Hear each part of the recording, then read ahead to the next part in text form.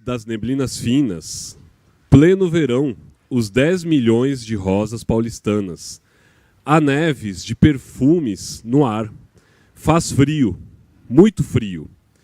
E a ironia das pernas das costureirinhas, parecidas com bailarinas, o vento é como uma navalha, nas mãos de um espanhol arlequinal. Há 2 horas queima o sol. Daqui a 2 horas, queima o sol. Passa um São Bobo cantando. Sob os plátanos, um tralalá. A guarda cívica, prisão.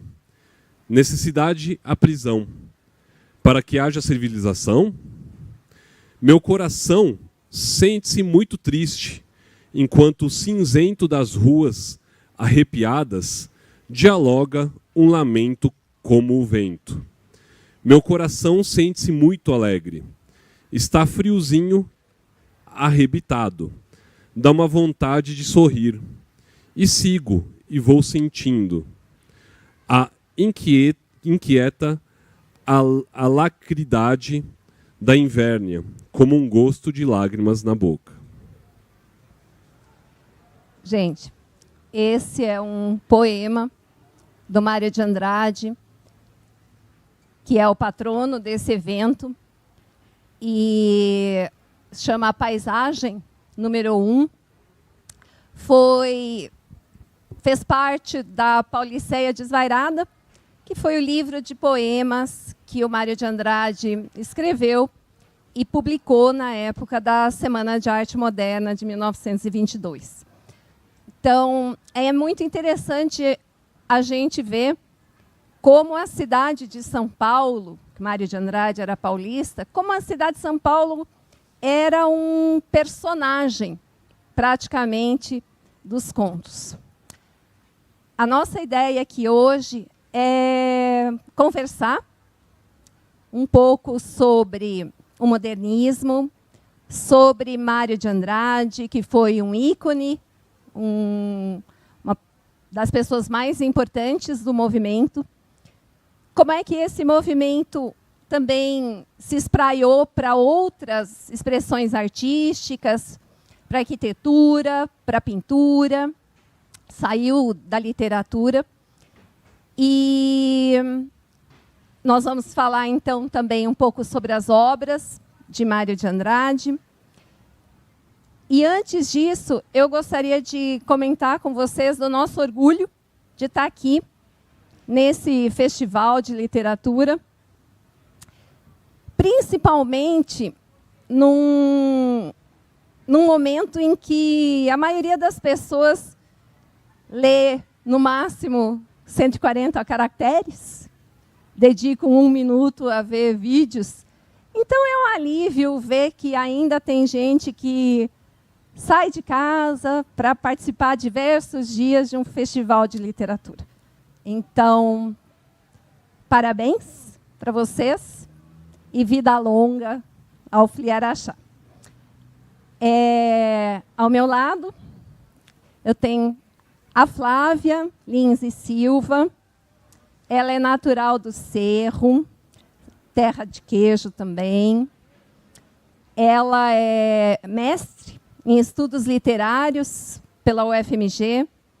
É doutora em literatura brasileira pela Universidade de São Paulo. Mãe adotiva de 2 gatos, Graciliano Ramos e a Violeta. Já mudou mais de 12 vezes de cidade, até cair de balão aqui em Araxá, para a nossa alegria. Ela é uma amante da literatura, das artes, de café da manhã de hotel. E nós estamos muito felizes e a gente espera que ela assente facho agora aqui em Araxá e fique com a gente. O Alexander Silveira Jimenez é uruguaio, estrangeiro, só? Nossa, estrangeirismo, mas viveu grande parte da sua vida em São Paulo. Ele doutor em mineralogia, petrologia. Tem uma filha muito fofa, que ele leva volta e meia para a escola, para assistir aula com a gente. É especialista em conservação de patrimônio construído em rocha. É o responsável pelo grupo de teatro do Cefet. E, meio que por conta disso, ele anda num Ford Ka velho, todo abarrotado de coisa para os alunos lá. Então, eu sou a Birgit, também sou nascida em São Paulo, eu sou do Grande ABC, paulista, mas já estou há um tempinho bom aqui, há umas 3 décadas já, que moro em Araxá. Sou professora de física, sou doutora em educação e, como os dois, leciono no Cefet. Então, vamos lá. Alex, como é que é essa questão da cidade de São Paulo como personagem do modernismo? Que influências você percebe na cidade e como isso interferiu também no modernismo? Perfeito. Bom, vamos fazer uma breve regressão aí no tempo e pensar uma São Paulo que hoje tem mais de 12 milhões de habitantes, tendo aproximadamente 600 mil habitantes, né? Em 1920, São Paulo era um pouco menor do que é a Uberlândia de hoje. Mas quando a gente pensa em área, em expansão, São Paulo, o centro de São Paulo, ele é construído entre, digamos assim, a geografia que 2 grandes rios permitem, o Rio Tietê e o Pinheiros, até o encontro deles em rumo ao interior. E o centro de São Paulo, ele é encostado num rio muito importante aí, que inclusive é um vale, o Vale do Anhangabaú, que tem o nome de Tupi-Guarani, que Anhangá seria o demônio, né, o diabo, o ser do mal, e Baú refere a caverna ou vale, né? Então é o Vale do Diabo. E o Vale do Anhangabaú ele é um pano de fundo para as principais construções do início do século XX, né? E aí a gente tem uma São Paulo que busca se assemelhar à Europa e busca fazer construções em cantaria. As construções em cantaria, os principais prédios, as principais edificações de São Paulo, até o poema falou sobre o cinzento de São Paulo, não é só sobre as nuvens e a garoa, mas também São Paulo vinha a ser uma das primeiras cidades brasileiras a utilizar o concreto, e as rochas que eram utilizadas para as construções de São Paulo na virada do século eram o granito Itaquera, que é acinzentado, e o Mauá, que também é acinzentado. Então o cinza das ruas de São Paulo não é somente voltado ao cimento, mas também às construções de cantaria da época. Então a gente tem uma diferença do grande centro construído em rocha para aquele que se afasta. O que é se afastar? Tudo que passasse do Bom Retiro, ali é a região do Pari, onde a gente tem a freguesia do Ó, além do rio Tietê, já era interior, eram as fazendas, de onde vinha o fornecimento do alimento. Então, a São Paulo ela era muito concentrada ao interior do encontro dos 2 rios ali. Então, é um cenário que vem se transformando lentamente. Uhum. Pois é. E, Flávia, então, Mário de Andrade, paulista, São Paulo, era o foco. Mário de Andrade foi um contista, romancista, crítico literário, folclorista. Você pode contar um pouquinho para a gente como é que de música, né? E um dos pioneiros, junto com Oswald de Andrade, Manuel Bandeira, né, um poeta importante também que formava a tríade modernista, dos que organizaram a Semana de Arte Moderna, né, em São Paulo, em 22. Mário de Andrade tem várias histórias, né? Mas uma que Macunaíma, por exemplo, que mais tarde vou comentar um pouquinho, teria sido um livro escrito em 6 dias numa rede do sítio dele em São Paulo, até por causa dos seus estudos em folclore, né? Então, um compilado dessas coisas que o Mário já trazia há um tempo. Mas da maior importância para o movimento modernista, né? Obras como Macunaíma, que são praticamente na prática as ideias do modernismo colocadas ali mais tarde, e, como você disse, múltiplo, né? Poeta, crítico, ensaísta, enfim. Pois é. Se a gente pensar que a Semana de Arte Moderna foi em 1922, que era na primeira, segunda década do século XX ali, e que tinha uma série de eventos importantes acontecendo, era um período turbulento. Tinha a industrialização de São Paulo, a guerra na Europa, a Revolução Russa, e, ao mesmo tempo, então, as universidades brasileiras elas estavam engatinhando ainda. E aí, com isso, havia um trânsito grande, né, de artistas da elite, que eram filhos jovens da elite brasileira, que iam estudar em Paris. A minha pergunta é o seguinte: como é que essa relação da Europa, de São Paulo, dessas revoluções todas, como é que isso influenciou esses artistas? Eu acho que é até um pouco curioso, porque tem esse estudo fora do Brasil, né? E uma influência, por exemplo, dos movimentos de vanguarda que aconteciam na Europa, então, cubismo, expressionismo, surrealismo, e, ao mesmo tempo, um desejo de romper completamente com uma influência europeia, vamos dizer assim, no que diz respeito a uma tradição, né? Academia, aquela poesia do século XIX, parnasiana, metrificada, rimada.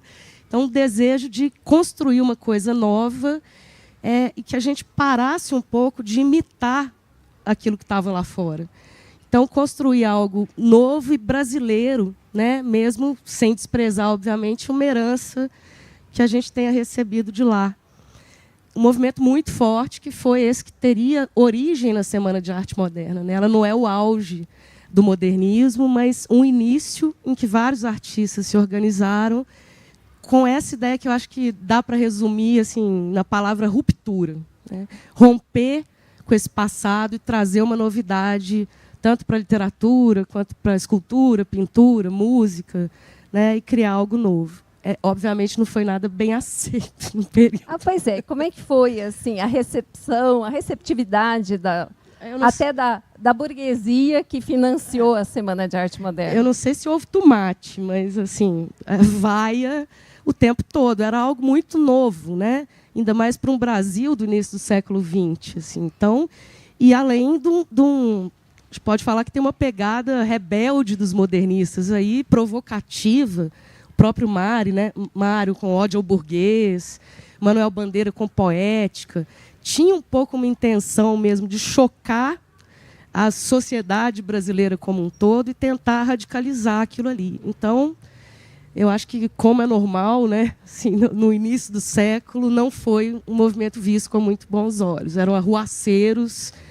Monteiro Lobato mesmo entrou na polêmica com a Anitta, falou que aquilo não era pintura, né? Então, tiveram essas polêmicas. Tudo que fosse diferente do que era trabalhado lá fora não era aceito, né, por esse pessoal nessa época, né? Então, ser nacionalista, olhar para a arte local era algo não tão trivial, digamos assim. Sim. O Menotti Del Picchio, eles eram em 5, o clube dos 5, que mais, como é que eu posso dizer, que organizaram a Semana de Arte Moderna, né? Esse Menotti Del Picchio era um poeta, redator de jornal, e na sua fala na Semana de Arte Moderna, ele fala uma coisa que eu acho muito bacana, que é: queremos libertar a poesia do presídio cânoro das fórmulas acadêmicas, dar elasticidade e amplitude aos processos técnicos, para que a ideia se transubstancie, sintética e livre na carne fresca do verbo. Queremos exprimir nossa mais livre espontaneidade, dentro da mais espontânea liberdade, sem artificialismos, sem contorcionismos, sem escola. Quer dizer, isso influenciou o Mário de Andrade a escrever Macunaíma? Conta para a gente como é que foi a história de Macunaíma, né? Macunaíma é a arte principal do movimento modernista?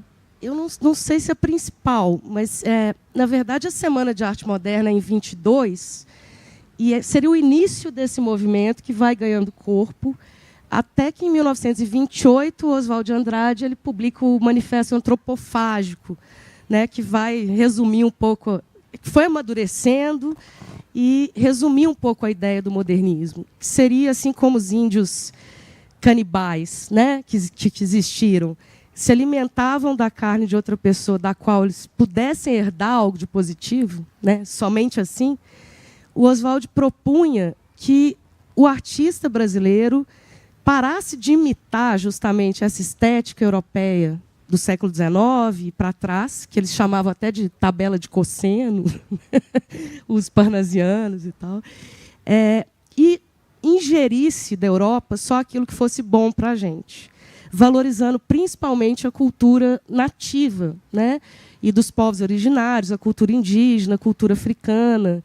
Então, isso é uma proposta lá do manifesto que eu diria que o Mário colocou em prática no Macunaíma, né, porque é um caldeirão aquilo ali, né, de lendas do folclore brasileiro, lendas indígenas, africanas, religiosidade africana, criação de novos mitos, porque ele explica até a origem do futebol ali de um jeito completamente maluco, né? E faz esse caldeirão todo que seria um pouco a imagem desse Brasil que eles querem, né? A gente não é um europeu, né, em terra tupiniquim, a gente não é propriamente somente os povos originários, a gente não é o negro africano, graças a Deus é o cachorro caramelo, né, um pouco assim, que é o vira-lata, nesse sentido bom da coisa. E o livro vai mostrar essa fusão mesmo de todas essas culturas.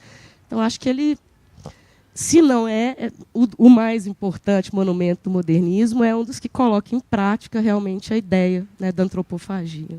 E como é que foi essa questão do Mário de Andrade, dele viajar pelo Brasil? Que importância teve isso? É curioso, né? Quando a gente fala da época que eles iam muito para a França estudar, era relativamente comum. Lembrando, gente, guardadas as devidas proporções, que era a elite que tinha essa condição.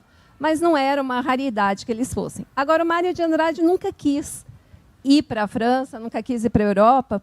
Ele quis viajar pelo Brasil. Como é que essas viagens, que influência elas tiveram? Qual foi a importância dessas viagens? Eu imagino que uma influência muito grande. Ele e um grupo de modernistas, né, que fizeram uma espécie de excursão por vários estados brasileiros.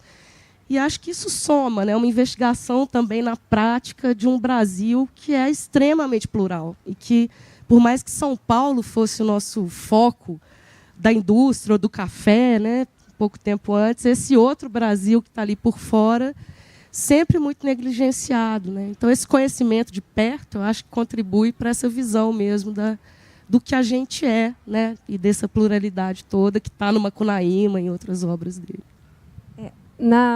Em Macunaíma, há algumas passagens polêmicas, que talvez hoje em dia fossem fortes demais. Tem uma passagem onde, um trecho do livro, onde os irmãos de Macunaíma ajudam, né, segurando a Si, que é a mãe do mato, a que o Macunaíma faça sexo com ela. Quer dizer, é um estupro. E tem uma outra passagem também, onde o Macunaíma toma um banho e ele fica branco.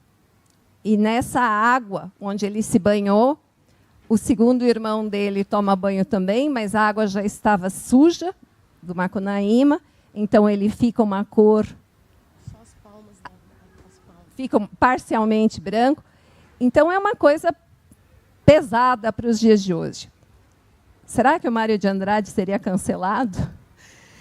Eu acho que talvez, né, provavelmente. Eu penso que sem dúvida. Mas tem um simbolismo nisso, né? É interessante porque, eu não sei se todos leram o livro aqui, mas toda a história do Macunaíma, ele se casou com a Si, essa que ele estuprou justamente, né? Antes de se casar, ela é a chefe das Amazonas. E depois, eu não vou dar um spoiler aqui, né? Ela acaba morrendo, mas dá um amuleto para o Macunaíma, que é a Muiraquitã, uma pedra da sorte. Ele perde essa pedra, ela é roubada, e o livro todo seria a migração do Macunaíma para encontrar a Muiraquitã novamente. Assim como chefe das Amazonas, ela tem uma representação da Amazônia mesmo, né? E de uma preservação desse território. E é bem interessante que ela seja estuprada e se apaixone pelo estuprador, apesar da polêmica, porque daria para pensar também na nossa riqueza sendo levada embora, né, pelo colonizador e por vários povos que chegaram aqui, e muitas vezes a gente ainda preso e se submetendo, né, como influência desses países que vieram roubar nosso ouro. Assim, eu acho que representa bem uma Amazônia estuprada e que ainda se submete, né, ao poder de outros povos mais ricos. Aí. Mas é muito polêmico. E a questão do banho, do embranquecimento. Isso das raças, né? A fusão, assim, é o negro, o índio, o branco. E quando o Macunaíma fica branco, do olho claro, ele fala, fiquei lindo, fiquei branco. Né? Também como essa ideia da gente se achar um pouco inferior, talvez, né, a outras culturas, em vez de valorizar essa mistura e aquilo que é nosso. Assim. Acho que o livro tem muita simbologia. Né? Não dá para ler só como a história, muita coisa escondida ali. E ele, enquanto branco, sempre tira proveito daquilo que o irmão conquistou, né? Então, mostra muito isso que ele faz com o outro irmão, esqueci o nome. Tem o Manaap e o Jiguê. O Jiguê, isso. Ele sempre tira proveito daquilo que o Jiguê conquistou e ele vai lá e se aposta, né? Principalmente das mulheres que Jiguê tinha conquistado anteriormente, né? E é isso do subtítulo, né? O herói sem nenhum caráter. Assim. Também nesse sentido, sem uma característica definida, que é o brasileiro, mas também um pouquinho cafajeste. Né? Porque é isso, a traição ao irmão, o jeitinho de sempre se dar bem nas coisas sem muito esforço, né? De deixar a culpa cair no outro. Tem uma hipersexualidade no livro, né? O Macunaíma brinca desde que ele é criança, né? Até o final da história. Então, eu acho que tem um retrato aí polêmico e bem variado do que seria um pouco essa alma brasileira, né? No que ela tem de caricato e no que ela tem de positivo também. Sim. Voltando ao Mário de Andrade, tem uma história, né, que conta. Mário de Andrade era uma figura muito controversa. Ele, ao mesmo tempo, era transgressor, mas ele era conservador. Ele era de uma família muito católica, os pais religiosos, né, frequentavam a igreja. E ele, em determinado momento, comprou um busto de Cristo, uma estátua, uma escultura de Cristo, feita por Brecheret, que era um escultor paulistano. Então, a gente tem ali a imagem. E o Mário de Andrade levou essa escultura para casa e os pais ficaram muito chocados.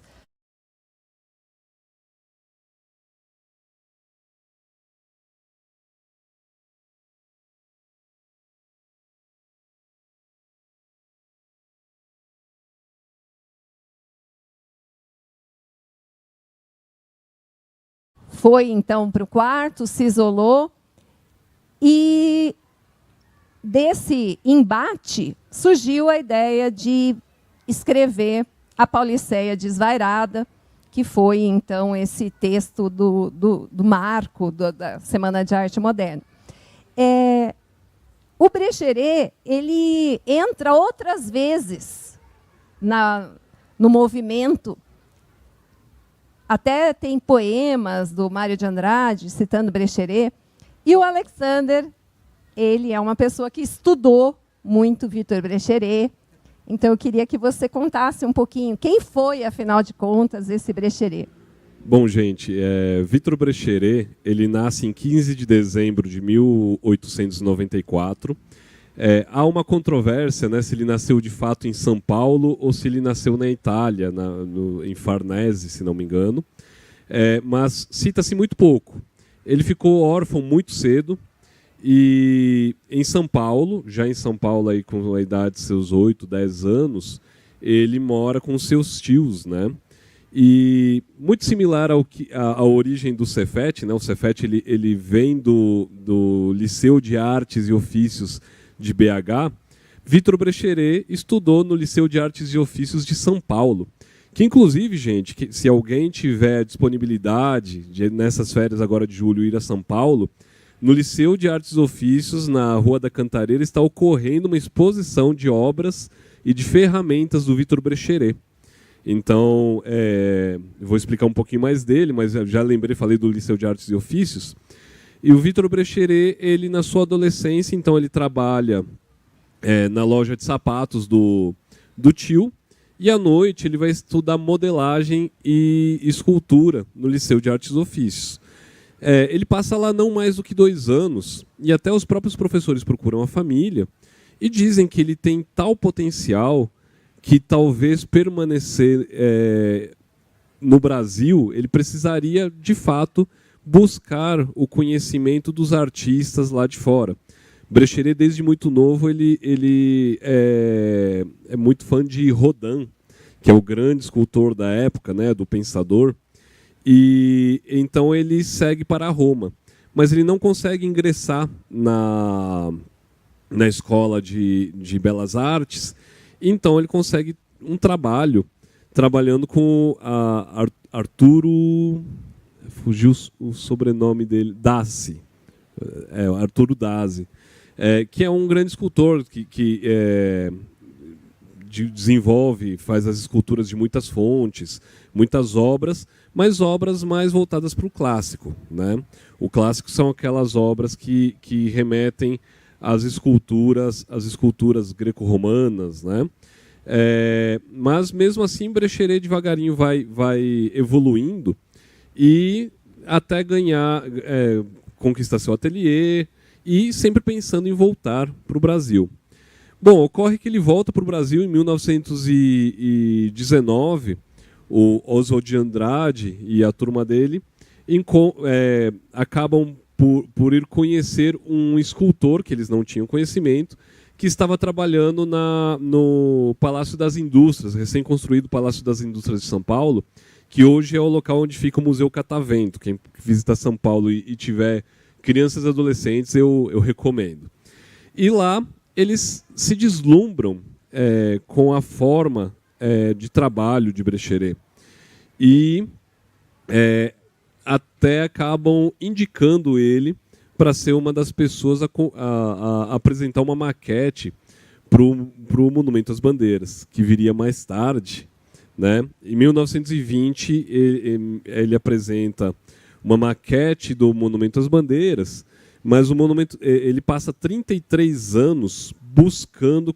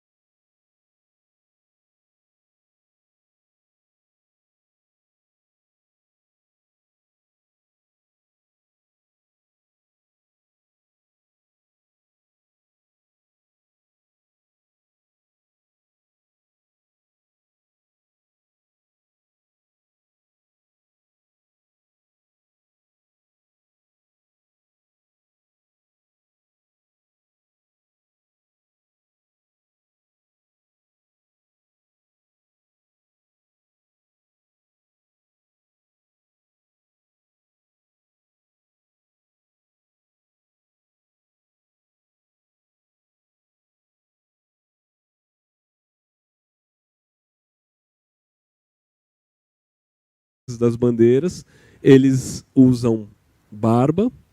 Os indígenas, considerados como sendo catequizados, eles vão ter um crucifixo ao peito, e os mamelucos são aqueles que não têm nenhuma caracterização extra, mas tem a gente consegue ver um pouco do biotipo, tá? Eu fiz o meu mestrado fazendo uma avaliação da conservação desse monumento, e são obras que eu ficando em pé ao lado delas, da altura do pé, eu atinjo mais ou menos a cintura. Então, eles têm pelo menos 3 metros a 3,20 metros de altura cada figura. E é muito interessante que é tudo esculpido em rocha bruta, tá? E eu até queria que a gente olhasse e visse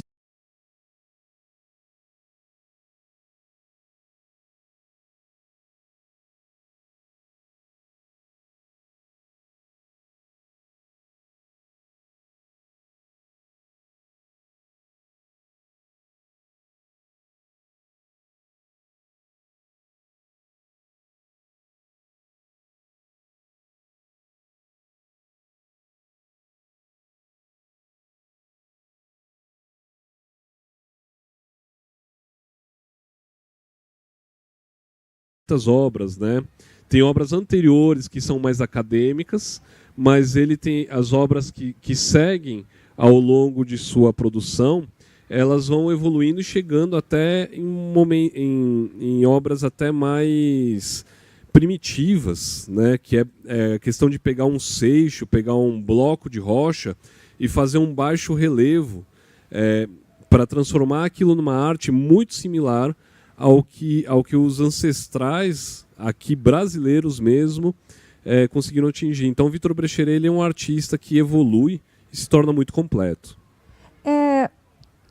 O Vitor Brecheret, gente, ele foi premiadíssimo na Europa, né? E é curioso da gente pensar que talvez o Brecheret, o Mário de Andrade, a Tarsila do Amaral, a Anita Malfatti, que foi espinafrada pelo Monteiro Lobato, né?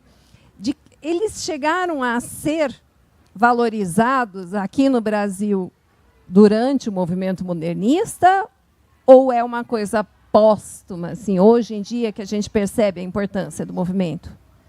Eu não sei se póstuma, mas com uma demora bem grande. A primeira edição de Macunaíma, por exemplo, o Mário de Andrade editou 800 exemplares só, né? E acho que demorou até chegar num símbolo que ele é hoje, assim. Então, acho que é muito comum isso aqui também, né? Manuel Bandeira mesmo, talvez tenha morrido na pobreza, sem tanto reconhecimento. Então, acabavam sendo muito reconhecidos por um grupo que participava daquilo, mas não pelo que é hoje, né?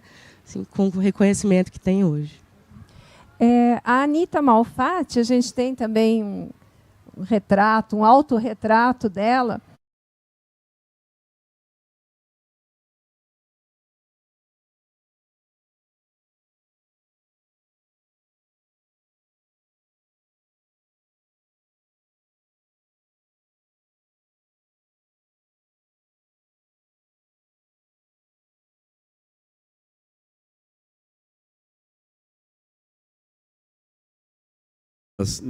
Na década de 20 ainda não era bem recebido, né?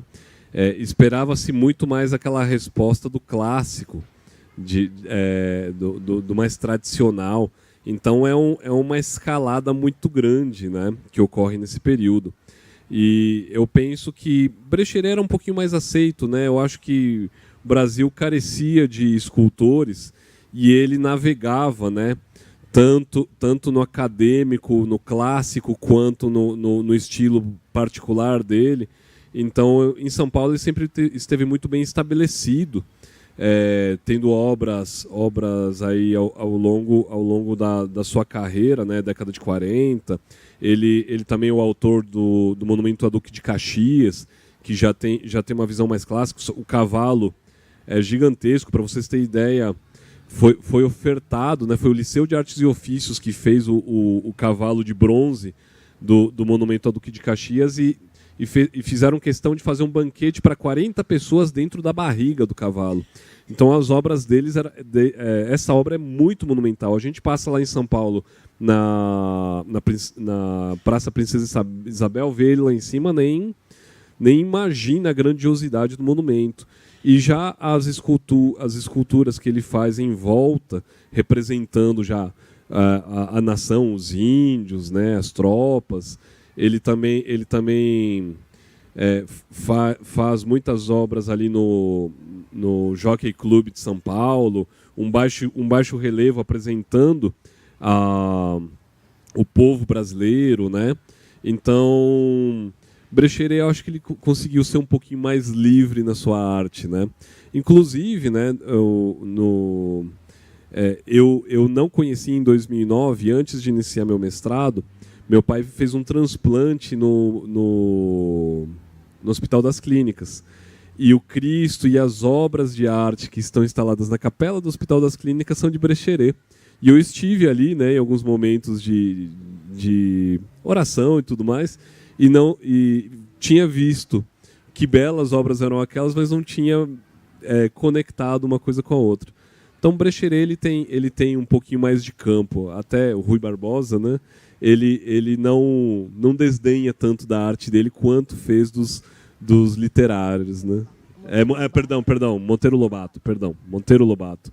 Ele desdenhou mais dos escritores do que do escultor. E da Anitta, né? Mas tem uma coisa, não sei se é real isso, que enquanto outros escultores iam cada vez mais diminuindo uma escala das obras, que ele foi um dos únicos que continuou monumental, né? Que esse cavalo deve ser uma coisa impressionante. É impressionante.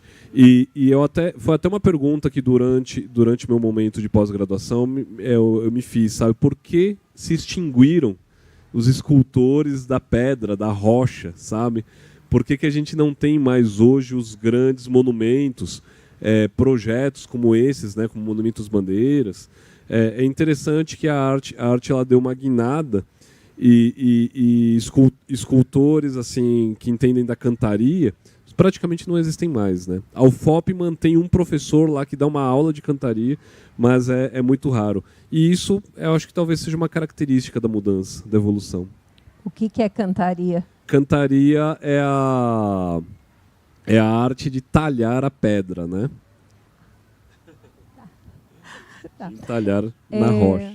Eu acho bacana da gente perceber que 100 anos atrás, esse movimento já tinha talvez, não sei se era proposital ou não, mas já tinha essa questão de preservar o patrimônio do país, não é, Flávia, assim, do Brasil mesmo, né? De ter uma característica nacional. De buscar de volta, né, esse patrimônio que ficou um pouco soterrado. Assim. Acho que é o que o Macunaíma, por exemplo, pretende ali, né, nessa reunião de mitos, de lendas, de religiões, esse sincretismo, né, de tudo que é cultura ali, é um pouco um resgate desse patrimônio imaterial que a gente foi perdendo. É até interessante, vocês dois paulistanos vão me desculpar, mas tem uma passagem do livro que o Mário de Andrade, o Macunaíma vai para São Paulo procurar a pedra, né, da sorte, e antes de ir ele resolve esconder a consciência dele numa ilha,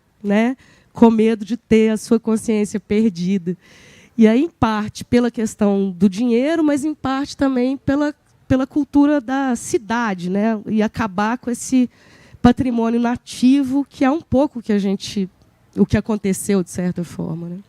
E ele volta de São Paulo, infelizmente, ele não acha mais... Ela foi roubada por um venezuelano, se eu não me engano. Ele não acha consciência mais. Né? E você falando do patrimônio imaterial, né, que é o passado por Mário de Andrade, enquanto Vitor Brecheret contribui para um patrimônio fixo, imóvel, na cidade onde o modernismo está representado, né, em diversas obras, como Monumento às Bandeiras, Depois do Banho... Cemitério, né? A gente tem o sepultamento, né, o Cemitério da Consolação, gente. Ele tem roteiro para você conhecer as obras de arte que estão ali dentro. Então, a gente pode visitar o Cemitério da Consolação em São Paulo e conhecer as obras de arte, da qual Vitor Brecheret tem duas ali dentro, né? O Grande Anjo e o Sepultamento, que lhe deu um prêmio em Paris. Então, a gente tem um modernismo físico brasileiro representado em São Paulo, lá por Vitor Brecheret. E não só em São Paulo, né? Ele tem obras em outros locais, né? Até no Canadá. Agora eu queria abrir para vocês, para alguma pergunta, alguma curiosidade, alguma coisa que vocês gostariam de acrescentar. Alguém gostaria de fazer algum comentário? Ela vai te levar o microfone ali.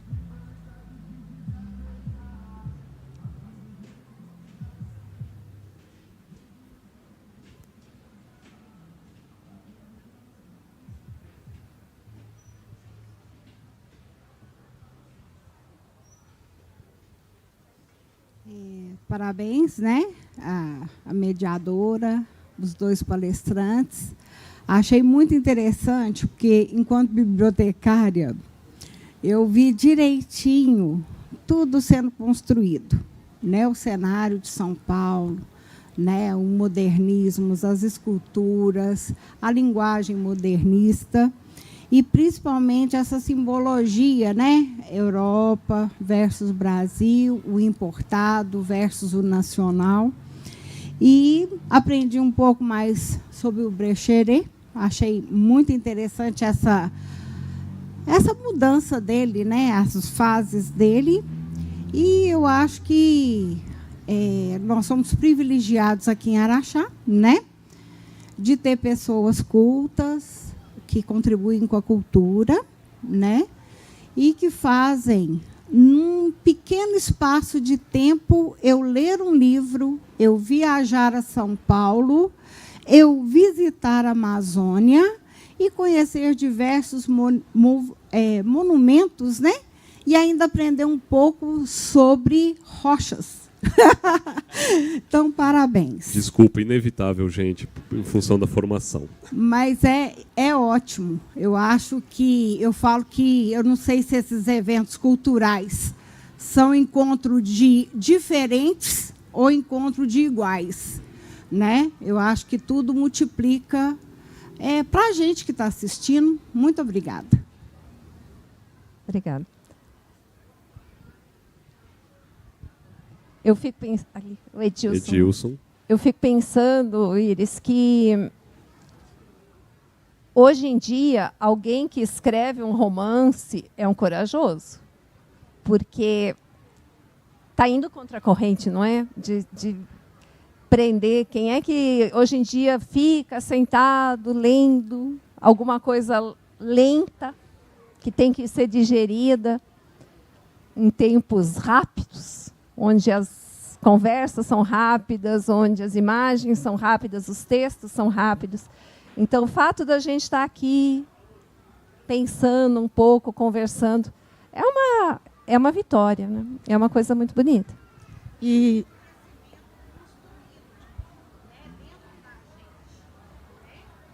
só para complementar, que é uma delícia, né? Assim, porque a gente achar, mesmo antes de estar aqui, um tempo para conversar sobre isso, acho que já não tem mais esses encontros, né? E foi maravilhoso. Sem dúvida. O Alexander, você é um geocientista com doutorado em geologia, você representa lá no Cefet a parte robusta, técnica, tecnológica. E você chega naquela escola, desde lá ensinar nome de rochas para alunos, você faz isso e monta um teatro. Entendeu? E você está aqui junto com a Flávia, super especialista no assunto da área. A Birgit, que faz o meio termo, ela é física, mas tem doutorado na educação. O mais é só um jeito de falar, tá? E aí você vem aqui falar e me chama a atenção que hoje em dia as coisas estão se polarizando muito em vários setores. E uma das polarizações que eu vejo numa escola como a que nós trabalhamos, é essa área técnica, sabe? E a área de humanas. Muito pessoal da área técnica que não curte, alguns chegam mesmo a torcer o nariz para a área de humanas, e de repente você traz para cá um conhecimento técnico, você fez uma conservação, um trabalho de conservação, é isso mesmo, da obra do Brecheret lá. Eu queria, então, te perguntar duas coisas. Como que isso se deu em você? Como que você procura passar, o que incentivou você a passar isso para o pessoal e trabalhar juntamente com a Flávia, de você fazer esse trabalho todo lá legal?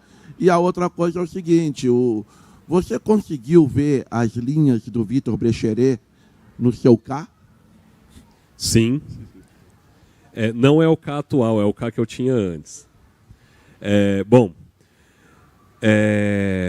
Primeiramente, eu fui aluno do Cefet de São Paulo. Eu fui um aluno que teve a oportunidade de ter um ensinamento aí do curso técnico na área de construção civil, o que me fez tanto evoluir para a área dos materiais, que é o que me levou às geociências, quanto ter sempre uma apreciação muito grande pela arquitetura e pela arte.